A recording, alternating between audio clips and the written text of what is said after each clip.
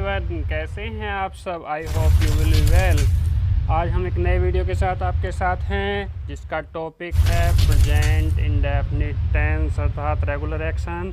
जो हम रोज़ काम कर रहे होते हैं, मैं जाता हूँ, खाता हूँ, पीता हूँ, इन वाक्यों में आप कभी भी कोई गलती नहीं करेंगे। तो बने रहिए हमारे वीडियो के साथ। यदि हमारा चैनल सब्सक्राइब ना किया हो तो चैनल को सब्सक्राइब कर लें। वीडियो अच्छा लगे तो लाइक करें और अपने दोस्तों के साथ शेयर करना न भूलें। शुरू करते हैं आज का अपना टॉपिक टेंस। टेंस को हिंदी में कहते हैं हम काल अर्थात समय। तो ये समय जो है मुख्य रूप से 3 भागों में बांटा जाता है। पहला होता है प्रेजेंट टेंस अर्थात वर्तमान काल, जो इस समय चल रहा होता है।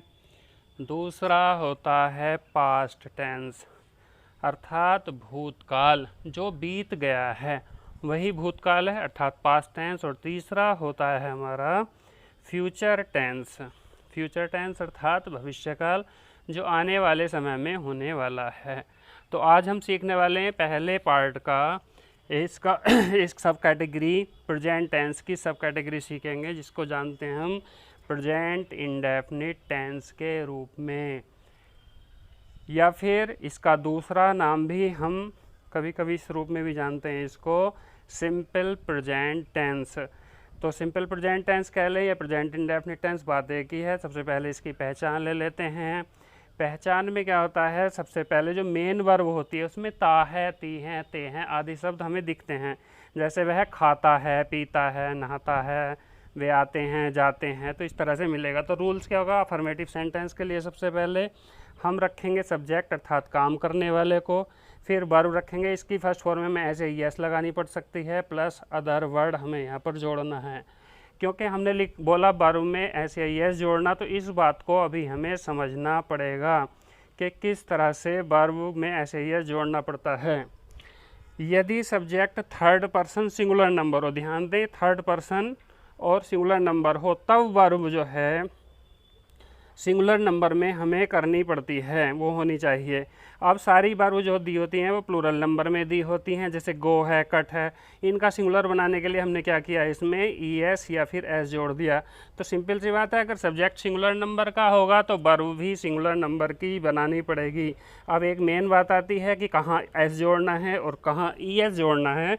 तो इस बात को समझ लेते हैं हम कुछ इस प्रकार से।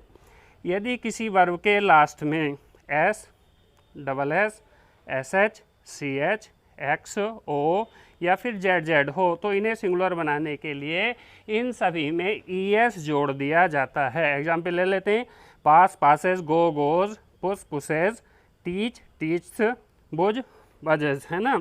ये दूसरा रूल होता है, यदि लास्ट लेटर बाई हो और सेकंड लास्ट लेटर पर कोई कॉन्सोनेंट हो तो बाई के स्थान पर आई कर दिया जाता है। ध्यान देंगे, कॉन्सोनेंट भी होना चाहिए सेकंड लास्ट पर, तब ही उस कंडीशन में हम आई लगाएंगे और फिर उसमें ई एस ऐड कर देंगे, तब इसका प्लूरल का सिंगुलर बन जाएगा वर्ब का। तो इसे एग्जाम्पल देख लेते हैं। जैसे एग्जाम्पल है ट्राई, इसका हो गया tries, fly, flies, cry, cries. लेकिन यदि किसी वर्ब का लास्ट लेटर बाई हो और सेकंड लास्ट पर कोई वोवेल हो तो इसमें केवल एस ही जोड़ा जाता है। पहले रूल का बिल्कुल अपोजिट, ऐसा नहीं कि सब जगह बाई को हटाकर आई एस करना है। तो कैसे एग्जाम्पल हुए, say, says, play, plays, enjoy, enjoys. तो इस तरह से ये काम हमें करना पड़ता है सिंगुलर वर्ब बनाने के लिए। अब इसका एग्जाम्पल देख लेते हैं। बे बाजार जाते हैं, तो बे प्लूरल नंबर का सब्जेक्ट है, दे तो प्लूरल नंबर की वर्ब आ गई, go no problem, they go to market. Ram बाजार जाता है, राम है सिंगुलर नंबर का सब्जेक्ट, तो सिंगुलर नंबर की वर्ब हमें बनानी पड़ेगी। और वो कैसे बनेगी, गो में हमें यस जोड़ना पड़ेगा, goes to market, Ram goes to market. I hope आप समझ गए होंगे कि क्या करना है। सिंगुलर नंबर का सब्जेक्ट सिंगुलर नंबर की वर्ब ले रहा है, प्लूरल नंबर का सब्जेक्ट प्लूरल नंबर की वर्ब लेता है। लड़के पढ़ते हैं, लड़के प्लूरल नंबर बॉयज़ है, तो प्लूरल नंबर की वर्ब लेगा read, the boys read, sentence पूरा हो गया।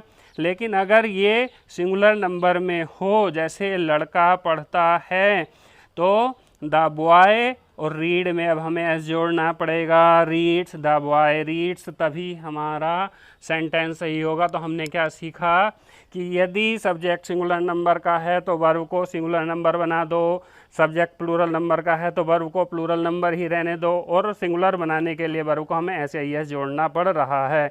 अब देख लेते हैं इसके निगेटिव सेंटेंसेज होंगे तो किस तरह से बनने वाले हैं। सबसे पहले इसका रूल लेते हैं, क्या करेंगे हम, सबसे पहले रखना है हमको सब्जेक्ट, उसके बाद हमें डू या डज दोनों में से कोई एक रखना है, फिर नोट लगाना है। वर्ब की फर्स्ट फॉर्म होने वाली है जिसे एक्शन वर्ड भी कहते हैं, और अदर वर्ड एक और टाइप हो सकता है अगर सेंटेंस में कभी नहीं लिखा हुआ हो तो क्या करना हमें, सब्जेक्ट उसके बाद नेवर लगाना है, फिर वर्ब की फर्स्ट फॉर्म हो सकती है, या फिर उसमें ऐसे ही एस भी जोड़ना पड़ सकता है प्लस अदर वर्ड। अब दोनों रूल्स के अलग अलग एग्जाम्पल देखते हैं। जैसे नीरज पेड़ नहीं काटता है, नीरज सिंगुलर नंबर का है तो डज यू प्रयोग होगा definitely, does not cut the tree. बे पेड़ नहीं काटते हैं, बे प्लूरल नंबर में हैं तो they do not cut the tree, बे पेड़ नहीं काटते हैं। तो सिंगुलर नंबर के साथ डज और प्लूरल नंबर के साथ डू का प्रयोग करना है निगेटिव सेंटेंसेस में। अब कभी नहीं का एग्जाम्पल देख लेते हैं। मैं कभी भी झूठ नहीं बोलता हूँ, आई नेवर टेल ए लाई। ध्यान देंगे आई सिंगुलर नंबर तो है लेकिन थर्ड पर्सन नहीं है, ये रूल केवल थर्ड पर्सन पर ही अप्लाई होता है, इसलिए क्या है, आई नेवर टेल ए लाई। रजत कभी भी झूठ नहीं बोलता है, रजत सिंगुलर नंबर थर्ड पर्सन का सब्जेक्ट है, तो ध्यान देना पड़ेगा कि वर्ब सिंगुलर नंबर की बनानी ही पड़ेगी। रजत नेवर टेल्स ए लाई, रजत कभी भी झूठ नहीं बोलता है। तो हमें ध्यान देना क्योंकि यहाँ डू डज तो प्रयोग हुआ नहीं, इसलिए टेल में हमें एस जोड़ना पड़ा है। अब इसका थर्ड टाइप देख लेते हैं हम, इंटेरोगेटिव सेंटेंसेस। प्रश्नवाचक वाक्यों में क्या करना है, हमें सबसे पहले रखना है डू या डज दोनों में से कोई एक, सब्जेक्ट अगर नोट वाक्य में हो नहीं हो तब लगाना है, प्लस वर्ब रखनी है और अदर वर्ड। लेकिन अगर WH फैमिली का कोई हो, क्या क्यों कब कहाँ कैसे, तो सबसे पहले उसे WH फैमिली के वर्ड को रखना है, फिर डू या डज रखना है, फिर सब्जेक्ट, फिर नोट, फिर वर्ब की first form plus other word. Example ले लेते हैं, क्या सरिता कपड़े धोती है, तो सरिता सिंगुलर नंबर का है और इसका आंसर हाँ या नहीं में दे सकता है, तो पहला वाला रूल अप्लाई होगा, does Sarita wash the clothes, क्या सरिता कपड़े धोती है। जिनका आंसर हाँ या नहीं में आ जाता है वे सेंटेंस डू या डज से बनेंगे, क्या के लिए उनमें डू या डज का प्रयोग होगा। अब दूसरा अगर एग्जाम्पल ऐसे ले लेते हैं, सरिता कपड़े क्यों नहीं धोती है, तो इसमें WH वर्ड फैमिली का यहाँ पर एक वर्ड आया है क्यों, तो सबसे पहले क्यों की स्पेलिंग रखेंगे वाई, सरिता सिंगुलर नंबर का सब्जेक्ट है तो does Sarita not wash the clothes, Sarita कपड़े क्यों नहीं धोती है।